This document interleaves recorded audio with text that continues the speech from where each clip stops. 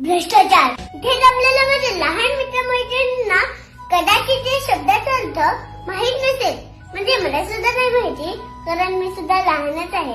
पण बाबा बोलतात भ्रष्टाचाराने देश पोखरात चाललाय.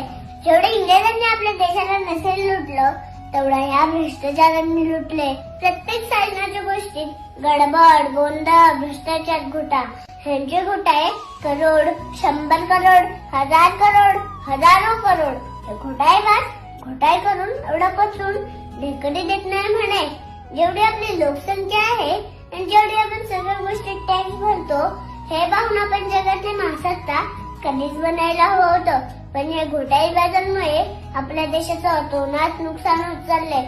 जे आपल्या देशासाठी लढले, ज्यांनी आपल्या देशासाठी आपल्या प्राणांची आहुती दिली, त्यांच्या डोक्यात दिवस रात्र एकच गोष्ट असेल, माझा भारत स्वतंत्र कसा होईल.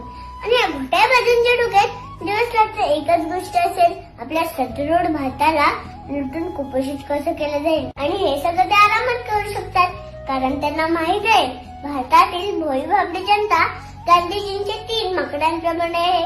ते काय आपल्या भ्रष्टाचारांबद्दल बोलणार नाहीत, ऐकणार नाहीत आणि बघणार नाहीत, कारण ते स्वतःच्या समस्यांमध्ये बुडालेले असतात.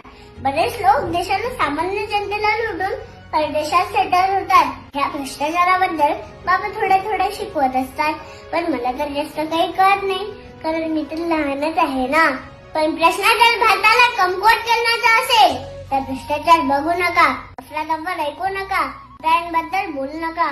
असलं माकड बनून जगायला मला चालणार नाही. माझ्यासाठी राष्ट्र प्रथम, राष्ट्र सर्वोत्तम. मी या व्यवस्थेविरुद्ध नक्की लढेल. धन्यवाद. माफ करा, मी तुम्हाला सुरुवातीला स्वातंत्र्य दिनाच्या शुभेच्छा दिल्या नाही. सर्वांना स्वातंत्र्य दिनाच्या खूप खूप शुभेच्छा. जय जवान, जय किसान, जय हिंद, जय महाराष्ट्र.